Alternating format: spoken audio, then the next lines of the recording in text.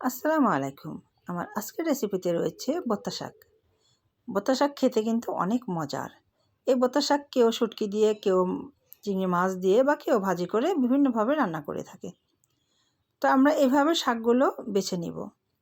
আমি আজকে এই শাক রান্না করব বাঁশপাতা শুটকি দিয়ে, আর দেব সাথে দেশি ছোট আলু। শুটকি দিয়ে রান্না করলে কিন্তু অসম্ভব মজার হয়। আমরা সবসময় এই শাকটা শুটকি মাছ দিয়েই রান্না করে থাকি। এখন আমরা শাকগুলো ধুয়ে নিব।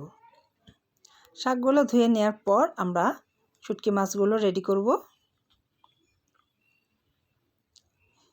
এই আমাদের বাঁশপাতা শুটকি। এই বাঁশপাতা শুটকির ভর্তা কিন্তু খেতে অনেক মজা। ভর্তার রেসিপি আমাদের ইউটিউব চ্যানেলে আছে। তো এই শুটকিগুলো আমরা প্রথমে ছোট ছোট করে কেটে নিব। কেটে আমরা ভেজে নিব। আমরা মাথাটা ফেলে দিব, সাইডের কাঁটাগুলো আমরা ফেলে দিব। এরকম ছোট ছোট করে আমরা শুটকিটা কেটে নিব।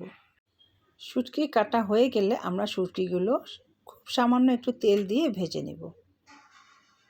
তো চুলায় আমি কড়াই বসিয়েছি। কড়াইতে আমি সামান্য তেল দিয়েছি। তেলটা আরেকটু কম দেওয়া লাগতো, কিন্তু তেলটা বেশি পড়ে গেছে। যাই হোক, এখন আমরা এই তেলে শুটকিগুলো ভেজে নেব। একটু লাল করে ভেজে নেব। শুটকি কাঁচা অবস্থায় কেউ খায় কিনা আমার জানা নাই, কিন্তু আমরা সবসময় ভেজেই দেই। এভাবে লাল করে ভেজে তারপর আমরা গরম পানি দিয়ে শুটকিটা ভিজিয়ে রাখবো। তাহলে একটু নরম হবে এবং ময়লাগুলো উঠে যাবে। তারপর আমরা শুটকিগুলো ধুয়ে নিব। এখন চলে যাব মূল রেসিপিতে। আমরা চুলায় একটি হাঁড়ি বসিয়েছি। হাঁড়িতে আমি পরিমাণ মতো তেল দিলাম। তেল গরম হয়ে গেলে পেঁয়াজ কুচি দিয়ে দিলাম। প্রথমে আমরা পেঁয়াজগুলো ভেজে নিব। আর পেঁয়াজ ভাজার সময় আমি লবণটা দিয়ে দেই, তাহলে খুব তাড়াতাড়ি পেঁয়াজ ভাজা হয়ে যায়, মানে সিদ্ধ হয়ে যায় পেঁয়াজ। তো পেঁয়াজ নেড়ে চেড়ে আমরা ভেজে নিচ্ছি। পেঁয়াজ ভাজা হয়ে গেলে আমরা এক এক করে বাকি মশলাগুলো দিয়ে দিব। তো পেঁয়াজ ভাজা হয়ে গেছে। আমরা এখন সামান্য পানি দিয়েছি, কেননা বাকি মশলাগুলো দিলে পুড়ে যাবে বা তলায় লেগে যাবে, সেজন্য একটু পানি ব্যবহার করছি। এখন এখানে আমি প্রথমে দিয়েছি লাল মরিচ গুঁড়া, এরপর দিয়েছি হলুদ গুঁড়া, আদা রসুন বাটা দিয়েছি। এগুলো দিয়ে আমি মশলাগুলো ভালো করে কষিয়ে নেব। তো নেড়ে চেড়ে কষিয়ে নিচ্ছি। মশলা কষানো হয়ে গেলে প্রথমে আমরা শুটকিটা কষিয়ে নিচ্ছি। শুটকি কষানো হয়ে গেলে তারপর আমরা শাকগুলো দিয়ে দিব।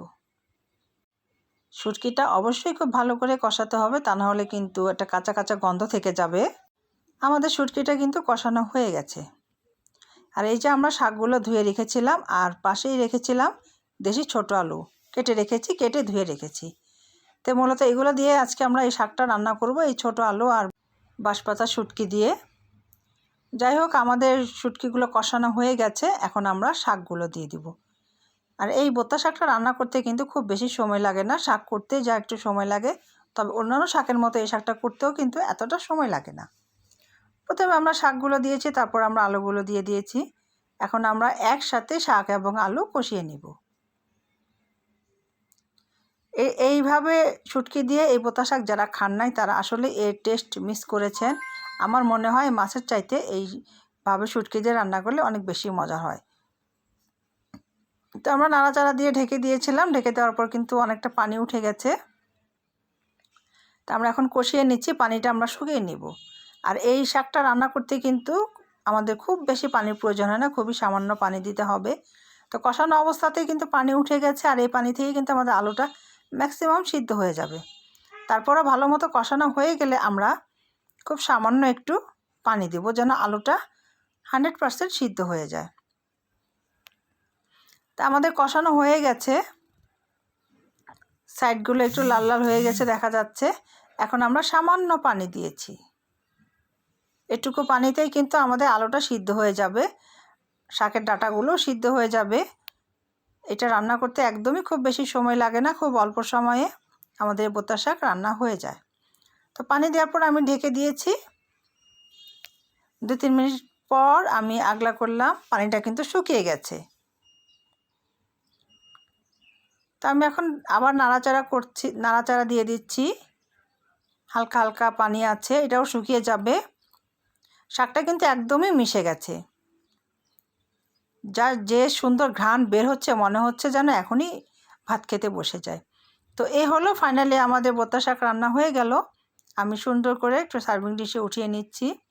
একদম ধোয়া উঠছে। গরম ভাত দিয়ে এই শুটকির তরকারিটা খেতে এত এত বেশি মজার হয়, আপনারা না খেলে সত্যি এর টেস্ট বুঝতে পারবেন না। আশা করি আমার রেসিপিটা ভালো লেগেছে। ভালো লেগে থাকলে অবশ্যই লাইক কমেন্ট অ্যান্ড শেয়ার করে দিবেন। আর আপনারা এই বাঁশপাতা শুটকি দিয়ে বাসায় অবশ্যই রান্নার চেষ্টা করবেন। আশা করি ভালো লাগবে আপনাদের কাছে। আমাদের ইউটিউব চ্যানেলটা সাবস্ক্রাইব করে দিবেন, আমাদের পেজটি ফলো করে দিবেন। আর কমেন্টে কিন্তু জানাতে ভুলবেন না যে এই বাঁশপাতা শুটকি দিয়ে বোঁতা শাক আপনাদের কাছে কেমন লেগেছে। নতুন নতুন আপডেট পেতে পেজে লাইক ফলো দিয়ে সঙ্গেই থাকুন। দেখা হবে আগামীতে নতুন কোনো রেসিপি নিয়ে। সে পর্যন্ত সবাই সুস্থ থাকুন, ভালো থাকুন। আবারও নতুন কোনো রেসিপি নিয়ে চলে আসবো আপনাদের সামনে। চেষ্টা করি সবসময় নতুন নতুন ভিডিও দিতে। আপনারা যদি সঙ্গে থাকেন তাহলে অবশ্যই নতুন নতুন ভিডিও পেয়ে যাবেন।